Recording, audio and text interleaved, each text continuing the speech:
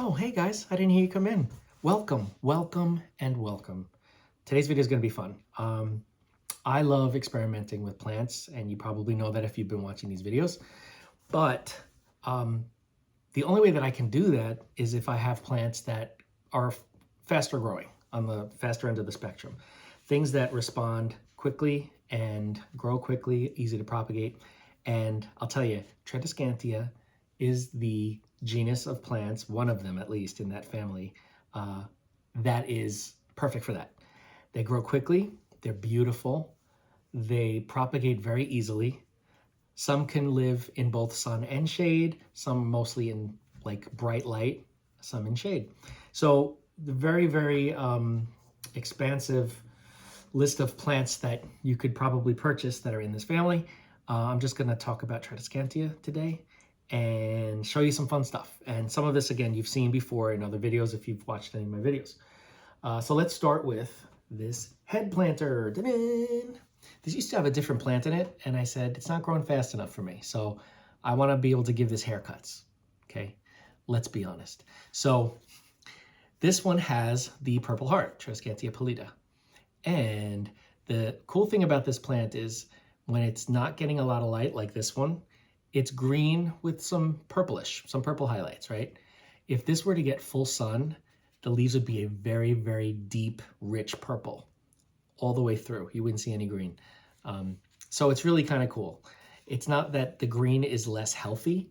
It just grows quicker because it's reaching for the light. I've noticed that these plants, when they get a lot of light and full sun, they grow very slowly because they don't need to grow anymore. So I've noticed the ones that are in less light tend to grow faster and more leggy, of course, but it gives you more fodder to propagate with. So yeah, so this is one of the head planters I have with the purple heart, Tradescantia pallida, and it's growing in sphagnum moss. So I fill the brains of the planter with sphagnum moss, and then I just stick the cuttings in. As they grow, I've been cutting them off and sticking them back in just to fill in the empty spots. So now she's getting a more full head, as you can see, of hair, which is really cool. And I just think it's really, whoever came up with these head planters, probably many years ago, it's amazing. I think this is the greatest idea ever because all different types, you can find all different types of head planters everywhere. Let's go to another head planter. This one is not nearly as full or lush. It's kind of in the early stages because I've been propagating. This is my Groot planter, and this one is also a pallida, Tradescantia pallida, but this is the Blue Sioux. So it has more of a blue cast over the green, and it does get some purple in full sun, but the whole leaf doesn't turn purple. It's more like around the edges and then some dusting. But the main allure of this plant is that blue cast over the green, so they call it Blue Sioux. It does not get nearly as purple. I'm going to continue doing like I did with the other one and continue cutting these, putting them back in just to make it fuller. It's probably going to look like a crew cut at first, but then eventually it'll do what it's supposed to do. So another head planter, and for Tradescantia, for me at least, I find they do really well in sphagnum moss. Much easier in these type of unique planters because it just can get very messy. The drainage hole is kind of large because of the shape and the way that this is created. It can get very messy. So sphagnum moss seems to work really well, retains just enough moisture, yeah. So here's the other head planter with a pallida, Blue Sioux. That's what Blue Sioux. So yeah, you've probably seen I also grow them just in water. So these are just two cuttings that I put in a glass of water, and these are not getting a lot of light, so there's a lot of green on these leaves.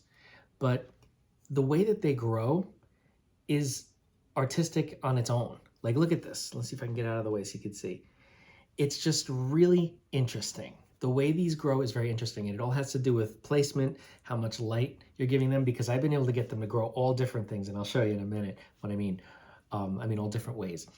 But even in water, just in a vase, in a glass like this has been in here for months, and it could live here probably for years, because I have some that have been in water for years, and or I have had them in for years, but sold them off probably. But this one has been for a long time, and they don't seem to mind at all. Even without fertilizer, as long as they're getting some light, like a little bit of light so they can make their own food. But with the feed, I've been giving this one the NutriCoat. It's slow release, but I use that for a lot of my water culture so I can see the progress, how much of the nutrient is gone, like as they dissolve. And for me, it's easier. I'll just say that. But anyway, I digress.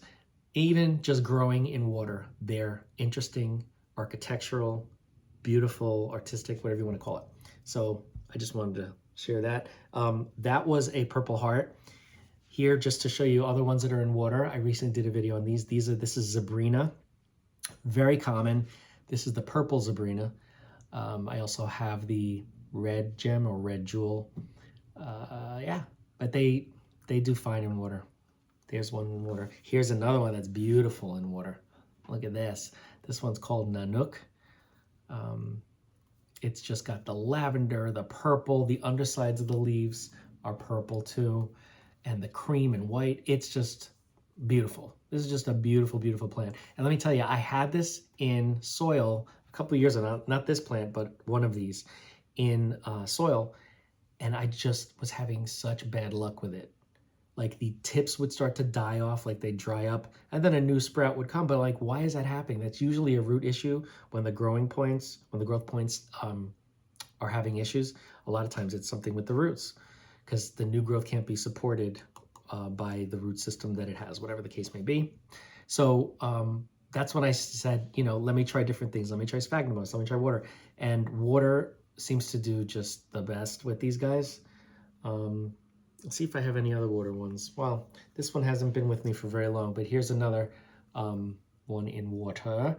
And this, I believe, is the green form of this. So, so there you have it. Big difference, right? But anyway, they grow great in water. And I think they're very stylish. They make like little statements. Imagine having this on both sides of this glass, like another two cuttings over here doing that sort of thing. That's awesome looking, right? And the great thing about it is you can try to keep it growing in that shape, but you could keep changing up the shape that it grows in depending on where you're putting the light, where you're putting it in relation to light, and how much light you're giving it. So awesome. Oh, here's another one. This one is very, very, I don't know what you want to call it. It's like minimalistic, okay? This is like a, kind of like a test tube. It's like a measuring cylinder. I don't know what you call it. Somebody gave to me because they didn't need it. And I said, I could put cuttings in there. And I took some Pale Puma cuttings. This is Tradescantia pallida Pale Puma, which I believe is a mix between the pallida, the Purple Heart, and the Silmontana, the cobweb, green cobweb variety. But look at how cool it is with just 3 cuttings, the shape that they take, how they curve upwards. And imagine this just being on like a small table somewhere, with other things around it. It's just really interesting how something so simple can have like character, I love that. So anyway, just another example of growing in water and a cool thing you can do with that variety. Oh, here's another one that's in water. This one's been in water for a long time too, but this one gets more light. This is a Tradescantia pallida, the Purple Heart. And the root system is crazy and there's a lot of algae in there, but the plant doesn't seem to mind.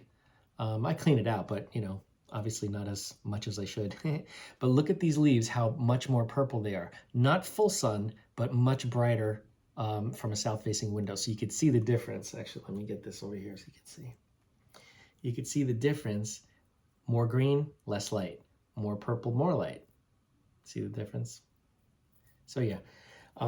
And I like them both ways. I'm not going to say one way is better. If I'm feeling in a purple mood and I want something purple, then I'll put it in the light. And then if I'm like, oh, I'm over the purple, that's too much, it's overkill, let's move it back, it turns green again. So it's like the chameleon plant. All right, next up, I want to show you a Pale Puma that I have growing in acrylic yarn. Ta-da! These are just cuttings that I stick into the acrylic yarn and the roots go all the way down. This has been growing for a very long time. I keep taking cuttings from this, but you could see all these lower branches here, lower vine stems. That's the word. The lower stems here, these were all this size when I first stuck them in here. They were just little tiny cuttings that I put in here. So you can see this has grown a lot, even though I've been cutting it. This is getting a lot of light, so look at how purple it is. It's very purple. And yeah, so I keep taking cuttings and putting them back in if nobody wants any, because people are probably tired of me asking. But yeah, I just stick the cuttings right back in to make it fuller, and then they just keep growing and growing and growing and growing. Ta-da! Very, very beautiful plant, very easy to grow, even in acrylic yarn. And if you can see in there, let's see if I can see the little pellet. This has the NutriCoat slow release in the acrylic yarn, and it's doing great. It's starting to get a little leggy. Oh, one thing that water growing, I don't know if you guys know this, if you have any of these Tradescantia already, but Tradescantia typically start to lose their leaves. Let's see if I can give you an example. I'll do this one. They tend to lose their leaves at the base, like the older leaves start to fall off.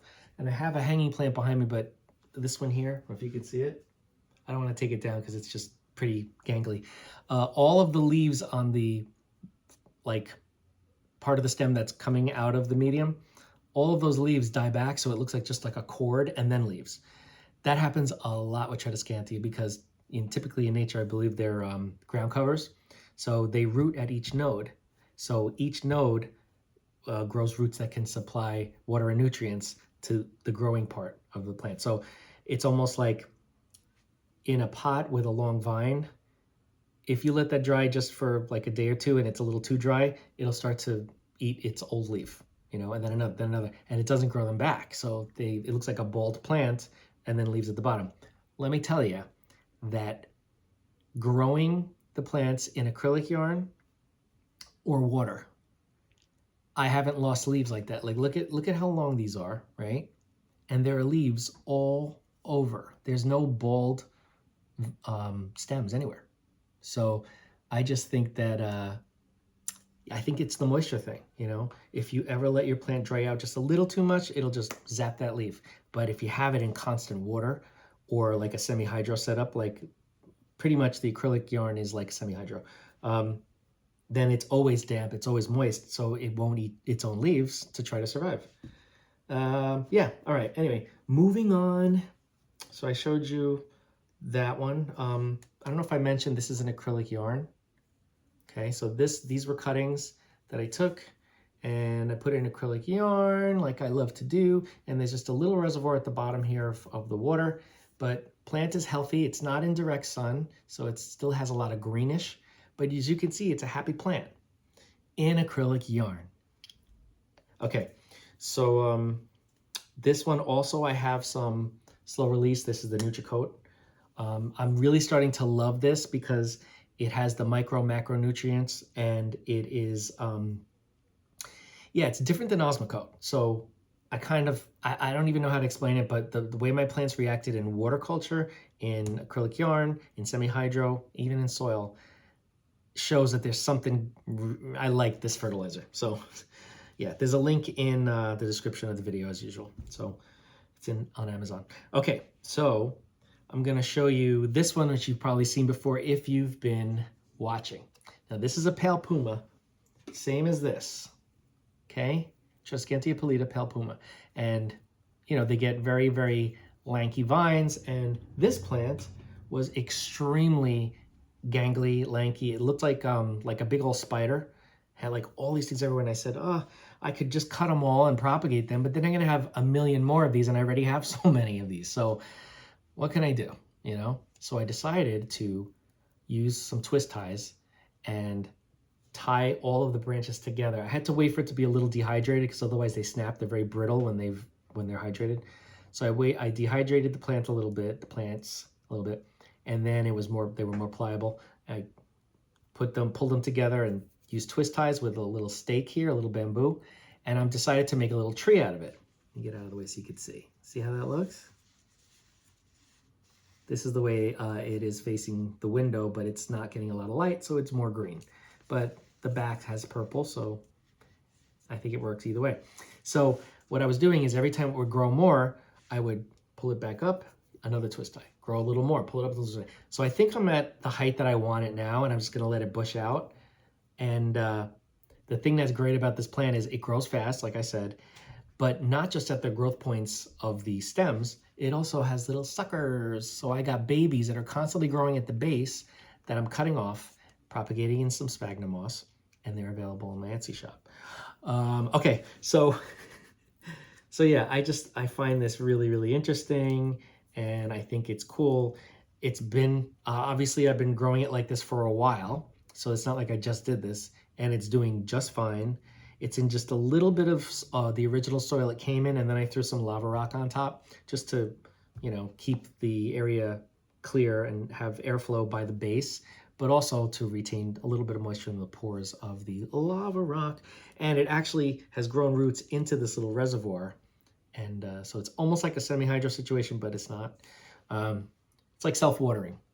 There you have it. See, I'm not that stupid. Anyway, no comments, nothing in the comment section. All right, so yeah, I find this really fun.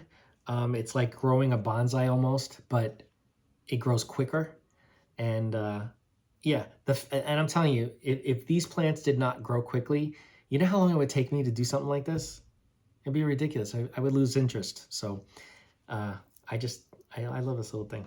I'm probably gonna have to change the twist ties because they're white and they stand out, but this was really just an experiment, and it worked.